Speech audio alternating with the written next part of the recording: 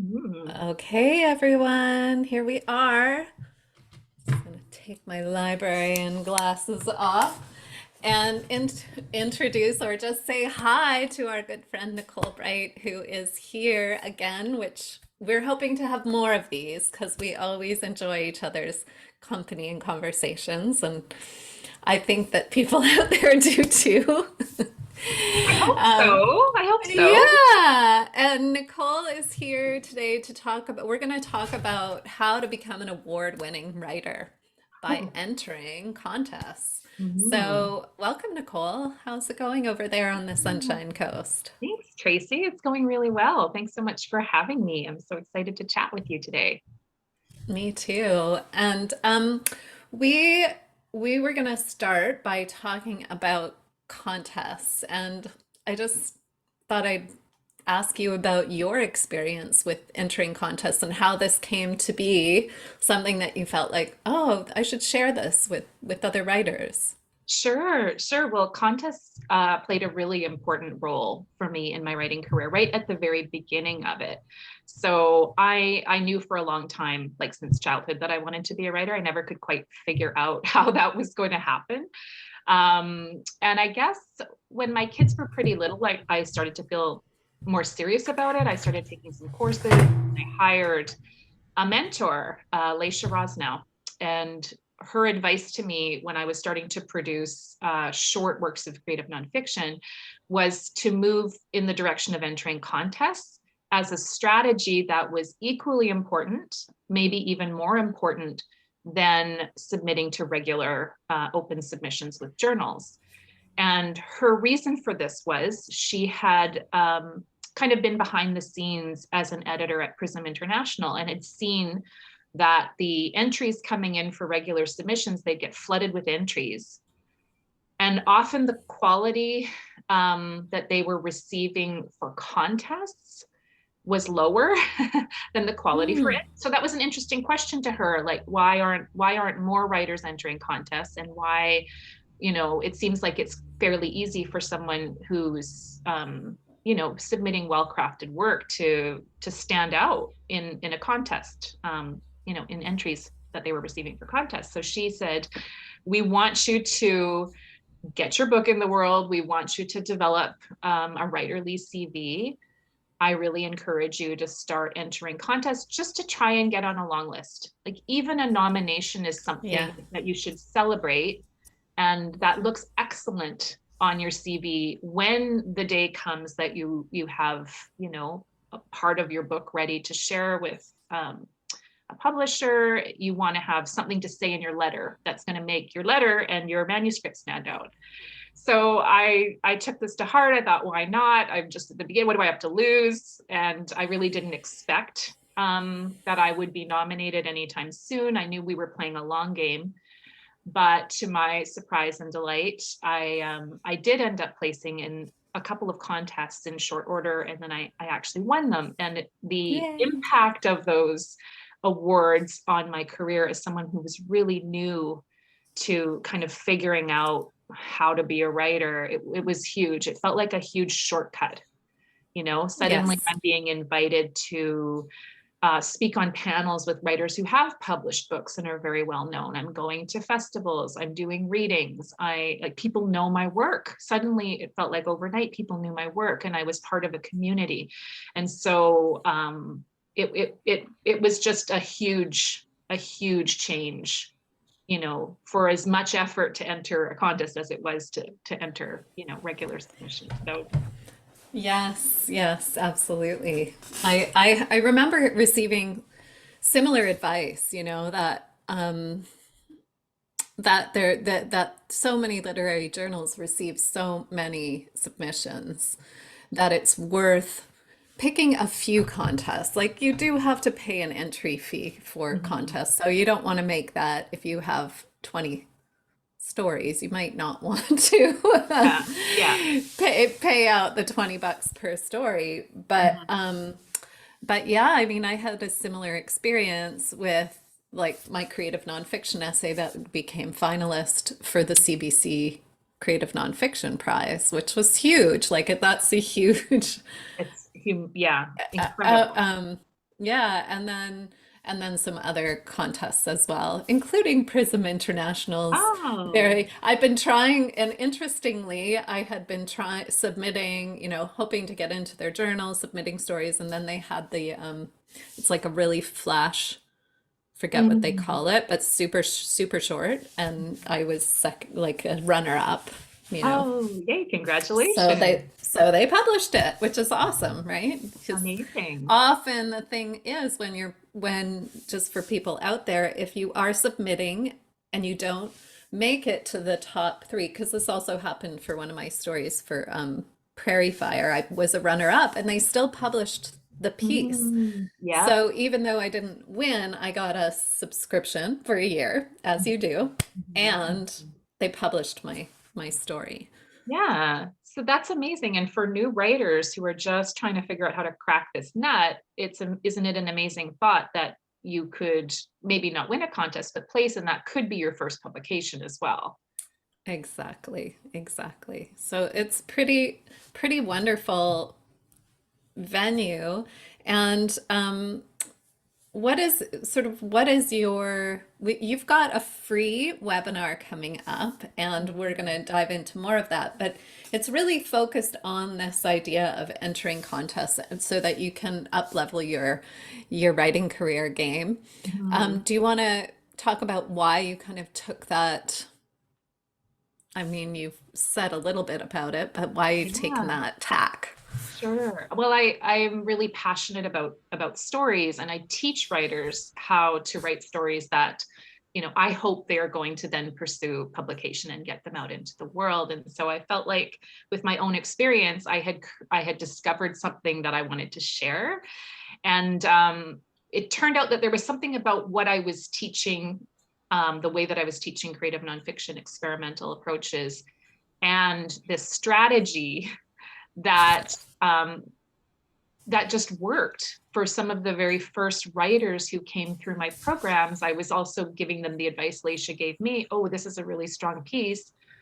Yes, we want to see it published somewhere. Why don't you enter this contest that's coming up? And so I saw writers that were new to creative nonfiction, had never been published, following the same advice and being successful.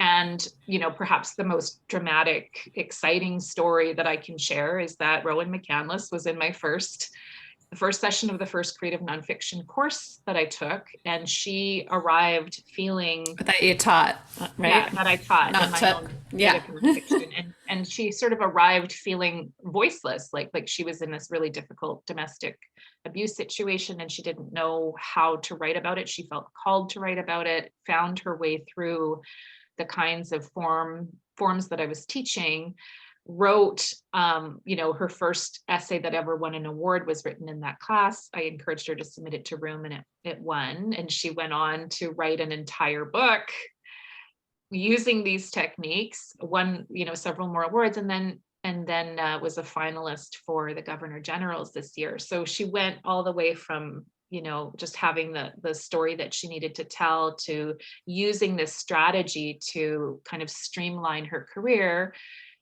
got her book published, and then had this amazing, the award we would all love to be a finalist for in Canada, right? Totally, So, totally. so that passion, the passion for wanting to help writers, make their dreams happen, do it in a way that is as efficient as possible, is kind of behind why I wanted to share a training, and also to share some secrets that I think will help writers maybe think differently about their big picture strategy. Because I think if you feel you have a book inside you, and some of the writers that I've heard from that we've already invited into our webinar next week have told me that their big goal is to finish a manuscript and then get it published.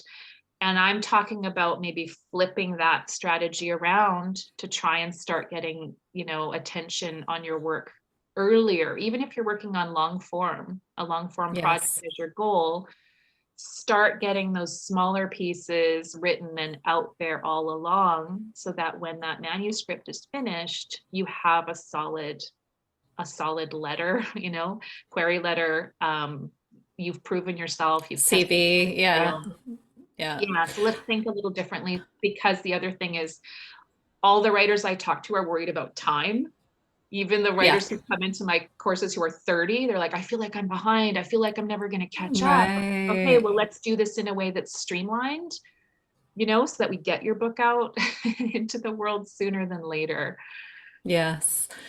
I totally am behind that strategy as well, Nicole. And it's one I definitely used for my collection. And so I want to just, have the conversation now about these strategies that you're offering in this webinar. Do they, you focus on creative nonfiction in terms of your teaching, but it seems to me that more than just creative nonfiction writers could benefit. Is that true? Absolutely. Yeah, absolutely. I want to see the fiction writers and I want to see the poets, because first of all, a lot of writers who are working in fiction are memoir curious. And I think creative nonfiction contests in particular are where strategically it's a good area to focus. And so because creative nonfiction uses the techniques and devices from fiction and poetry, I think it's a really comfortable catch-all genre that we can start writing into for the purposes of just getting those publications and some award nominations, even if your big goal is to publish a novel or a poetry Mm, collection. I'm going to share some industry insider info in the webinar about why I want to see fiction writers and poets submitting to essay contests as well, because I've done some research. okay. I'm a curious Ooh, bird, and I did some digging in order to create this training that I think will be interesting for writers well, in I'm every super. genre. Yeah, it's sort of I always feel inspired talking to Nicole, and I'm Oh, like, oh yeah, I have these I have these stories kind of hanging out, and it feels more and more like the literary journals. It's difficult to, even if you are a published writer, it is still difficult to get to penetrate into the so the contests are good. A hmm good alternative or making me think that right now. for sure. Yeah. So, what will people come away with when they come to the training? Which, by the way, everyone, just to let you know, we'll put links below in the comments, but there's also links in the on the Facebook group page. Um, Blank. Where am I going with this? You're just So I turning want to back know, around. yeah, Yep. Here we go. yeah. So, oh, the time. It's happening next Wednesday, Wednesday the 14th Yes. of December, 10 till almost noon. 11:15, 11:30-ish. Okay, Yeah. okay. So 11, so just over an hour. And we're going to also drop the sign up below. So Nicole, say I sign up. I'm really stoked.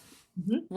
What's gonna happen? What's gonna happen at the webinar? What am I Yeah. gonna come away with? Yeah. Well, my whole goal is to persuade you to start submitting. So I am going to share the industry, the little known industry facts that I promised, that I hope will persuade writers who are on the fence about it, or feeling a little nervous about submitting, that it is worth their while to do this as part of their bigger publication strategy. I mentioned how time is such a concern for writers. And so I'm actually going to share some creative tips and techniques to be able to generate some short form contest entries quickly. So 3 techniques that are going to be shortcuts so that you can start generating the kind of essays that contest judges want to see. And I also have a little Oh, free gift. I have a free gift. So come so that I can share my little free gift with you as well. that's so Help you take fun. the next step. Okay, so here's a question from Nancy, Mhm. who is one of my wonderful students. Will Nicole touch upon how to make slices of an intended book into shorter submissions? Um, I think that long form material can be worked as short form essays. I don't know if I would just take a slice and call it an essay, but I am going to show you some examples of forms, short forms that you can work with the same material that you would be using for a memoir length. Yeah. Yeah. Okay. It's all about And shape, because story is all in the shape. yeah. So Yeah. it's about being, intentional about how you're going to structure. You can use the same material 100 different ways to tell 100 different stories. So how can you do that in a way that is going to be appealing to a judge, a contest? Yes. So we'll talk about that for sure. Okay. Well, I am looking forward to some secrets. I Okay. always, and just for everyone out there, like sometimes these secrets are really inspiring because not that we like get the lowdown and, figure out, what am I saying? Like, it's like a little door that you didn't know you could go through, and all of a sudden you're like, oh, I can try it. I can try my material this way and see what happens. So it can actually bring a little spark to the process that we're in. And for those of us who find ourselves in a place where we're maybe waffling, we don't know the shape of the story, or we've just been working with it so damn long that we need some freshness. Just knowing like what people are looking for. It's not about contorting your voice. It's also about inspiring you to look at it in a new way. Mhm. For sure. I'm going to be sharing examples of work written by my students that were nominated or won awards. So you're going to see the kinds of things that are rising to the top. And hopefully that Hmm. might inspire different ways of looking at your own material, and yeah, maximizing or optimizing your chances of standing out among the entries in contests. Yeah. I always say like our duty as a writer, I think that there's like an 80-20 split, that we want to get our voice to rise into the top 20, but even higher, right? Like Yeah. the learning the craft really well can take us into the top 20, and then we learn a little bit more and we can get up there in the Yeah, I like that. I like that. hmm. Yeah, for sure. Yeah. So, okay, anything else you want to share, Nicole, or any? There was just a note that I wrote down when you were just introducing our chat today, and you were talking about yeah, entering contests and how it can be, a lot to try and enter every contest out there, because there is an investment. That I think that is a deterrent for new writers who are, not quite feeling ready to share their work. It's a yeah, it's like making a leap and committing to something. I think it is really great that we do get subscriptions to literary magazines, because for me at the very beginning Yes. of my career, I didn't know what was happening out there. And having, that was a nice bonus to submitting to contests, was that I was becoming more aware of writers that would eventually be part of the community that I was welcomed into, at these names of, writers and what kinds of stories they're telling. But the other thing I wanted to say was that being aware of who the contest judges are, and Hmm. being really decisive about, well, I think this piece that I've written is a good fit for this contest because there is an interview with the judge and this is what they're looking for. Like making really good decisions Yes. about matching your work with the judge you think will be receptive to what you're working on. So that was a little strategy that I used with the room contest that I won. Kate Braid was the judge.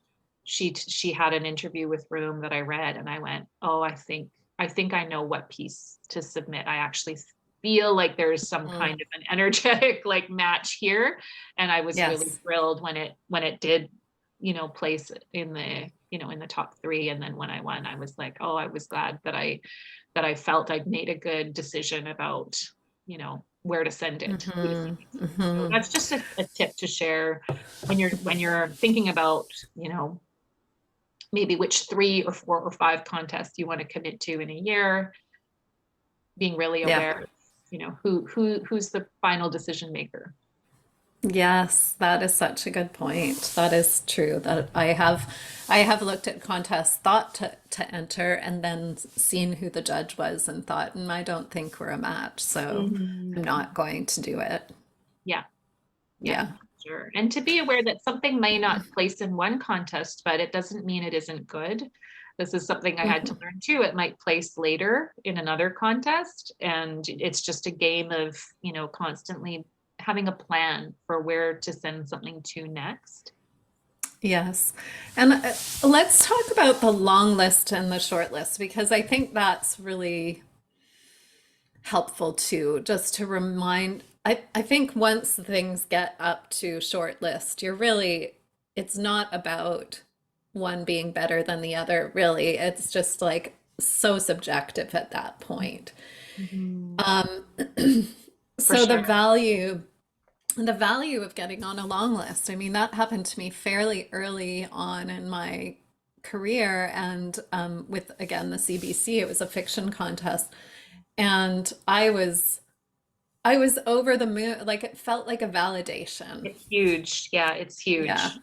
It's hugely validating. And that's what some of the writers that I've worked with who've had that experience of being selected say is that that was the day I felt I was a real writer.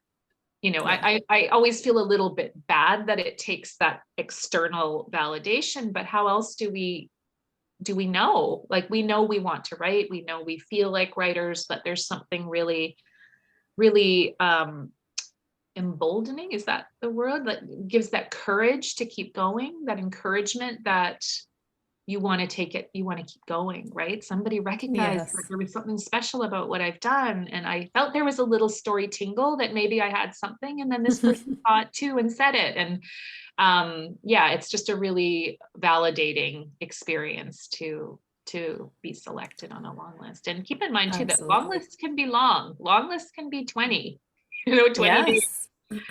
Yeah, So, well, that they often are for the CBC. Again, I'm bringing up that contest just because that's one I'm quite familiar with.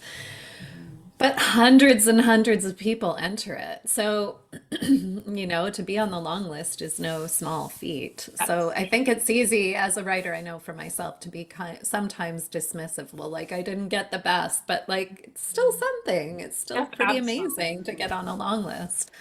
So 100%. that is, I think that's worth it. And then you see, oh, I can get on the long list. So like, Mhm. you feel like you're moving closer.